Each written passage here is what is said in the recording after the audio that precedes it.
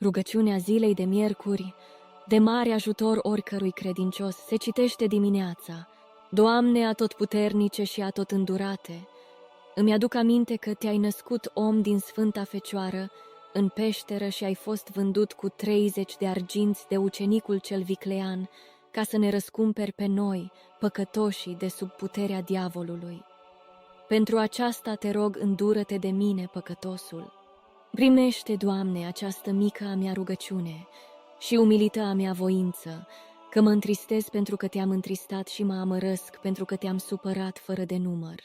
La tine, prea bunule Mântuitor, am toată speranța și cred că tu, care din iubire de oameni ai primit să fii vândut pentru noi, te vei îndura și de mine acum, ca să mă mântuiești de chinurile cele de veci și să mă învrednicești împărăției tale. Nu te depărta de la mine, Doamne, și ajută